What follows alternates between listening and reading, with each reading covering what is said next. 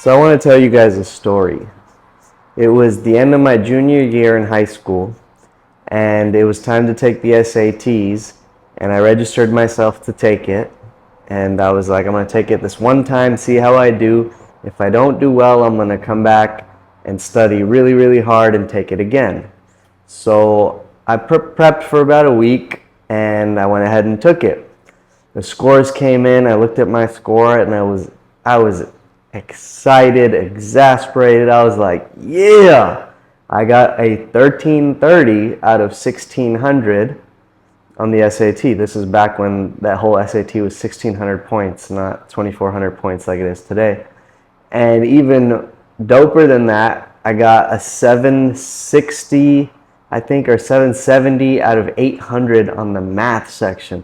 So I was geeked, like, yes, this is dope.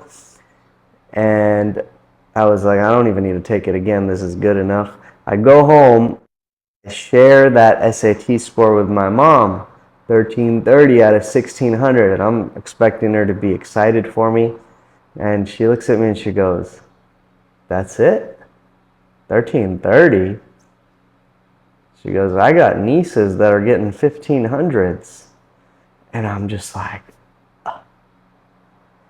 I'm just dead silent. And I don't know if I told her this, but basically I was just like, what? Who cares about your damn nieces? I got a 1330. You know what I mean? And I was like deflated for a second. And I kind of let her say her thing, and I told her, no, it's a good score for me. But at that moment, I decided that I want to be successful for me, not for my mom, not for anybody else, not to prove to this or that or the other that I'm successful or I'm cool, because guess what? They might be measuring at a different standard, and the only standard that matters is my own. And that became a very empowering feeling at that point, because I said, I want to be successful just for me. And I started setting goals and trying to figure out what I want to do, and I knew I wanted to do something big and exciting and make a lot of money and have influence, or just basically give it my all, right? And be okay with the results, but for me, not for mom, not for dad, not to impress anyone else, because I was like, that's deflating. Do it for you. Have that intrinsic motivation.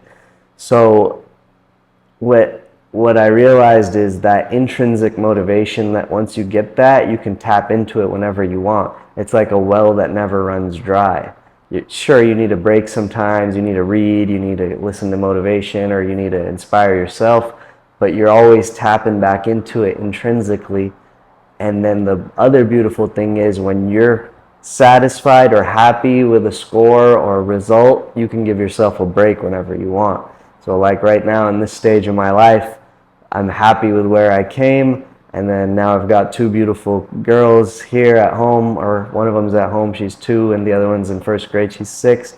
But I'm working at my pace, and I'm happy with the progress I've made, and only I can judge that for myself. I'm not out here to prove like, I want to be the next something or the other, or the next Gary V and the big have millions, whatever. Like, that doesn't matter to me anymore, because I'm tapping back into that. It's all about how successful do I want to be, and I want to be successful for myself, not for those other outside forces.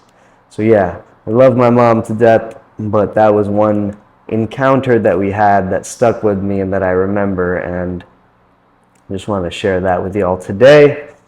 This is the Silky Socks podcast. It's actually just a YouTube video where I'm going to be sharing little blurbs and excerpts, thoughts and feelings, mostly business and personal development related, some sock related stories and factory visits that I'll break down and analyze.